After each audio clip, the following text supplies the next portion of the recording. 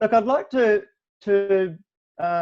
jump to Andrew Spears as a representative of the landholder in the near Darwin area.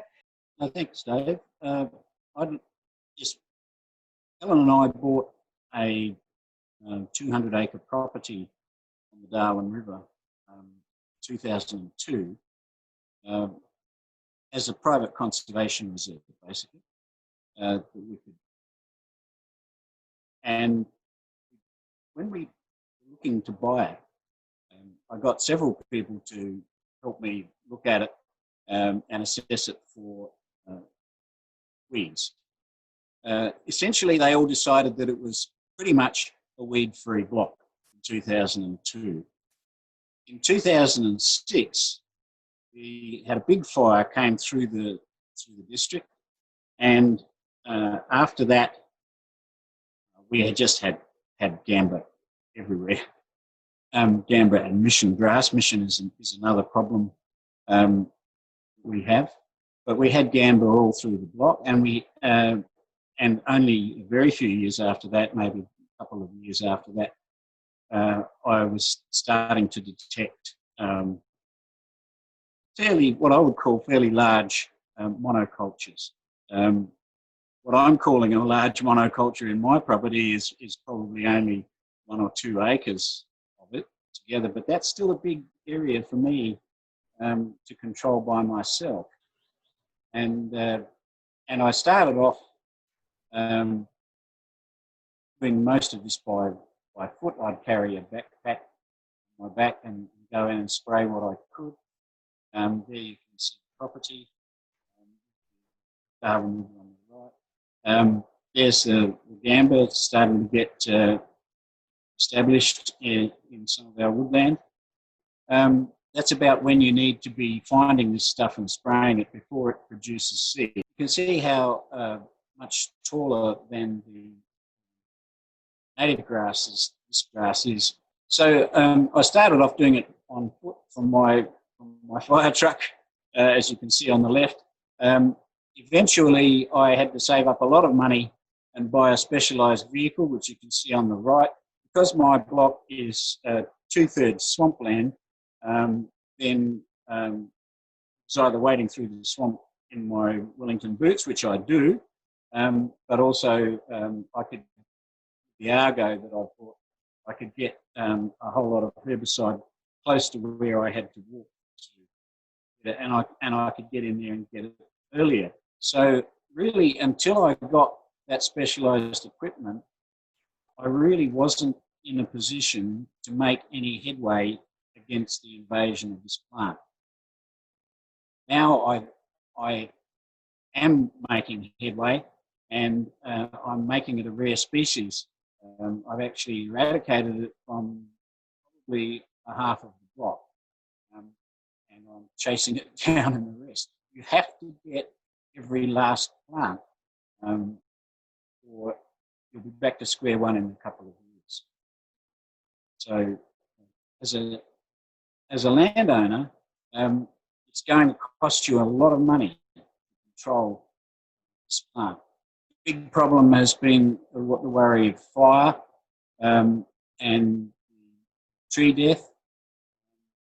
Even without Gamba on the property, frequent fire has destroyed, since I bought the property, frequent fire has destroyed 2/3 of the tree canopy. That's horrendous. This must be happening right across the top end. And I mean, after 7 years, I finally got a house on the place. I immediately had to protect the house with various devices to keep the tree rats out of the roof. They were chewing my wiring, etc. I don't have any tree rats now because fires have basically destroyed the habitat. Now, where did the fires come from? The fires came from arsonists around the place, people just lighting fires.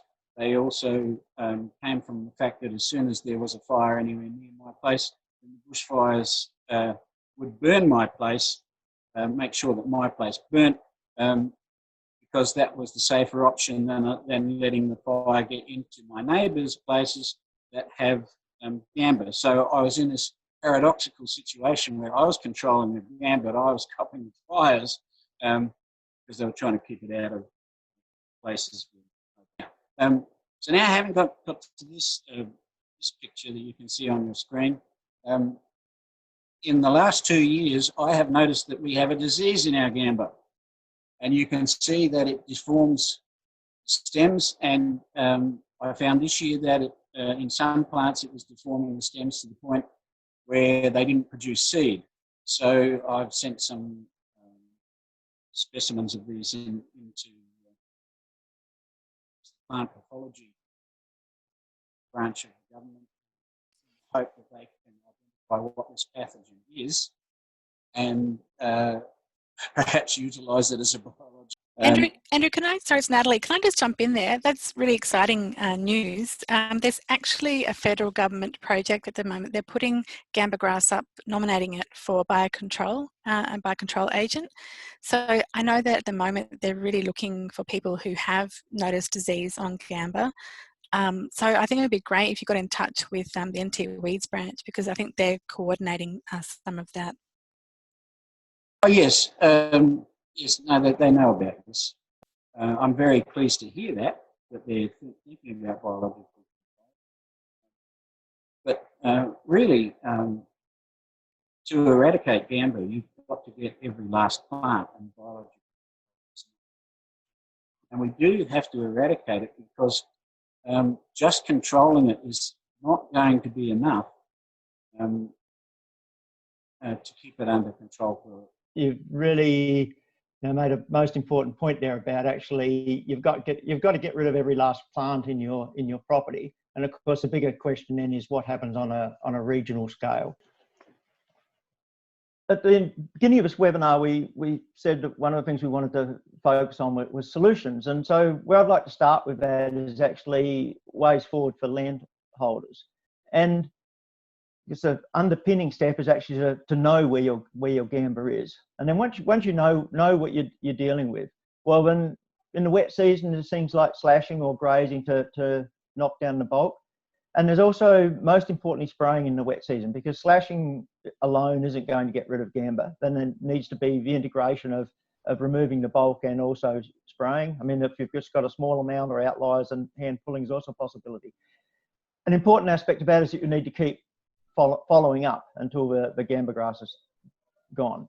You can be really strategic about it. So you can prioritise roadsides, boundaries, start with the outliers and then work in towards the centre of your infestation if it's sizable. We've had some really interesting ideas today about fire frequency and the impact on Gamba grass.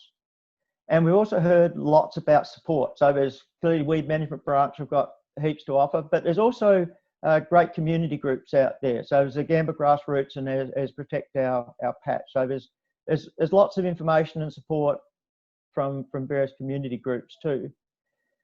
And I suppose a really important point for landholders is that acting now actually is going to save a huge eradication and fire costs later on. So there's really big benefits in actually acting sooner rather than later. Thanks everyone for tuning in and all our panel members. To anyone tuning in, you can support the Environment Centre by becoming a Territory Guardian. That's our monthly donor program, and you can sign up to be a donor for as little as $5 a month. This allows us to put on things like this and other programs and really campaign for a strong territory that is really active on all sorts of different environmental issues.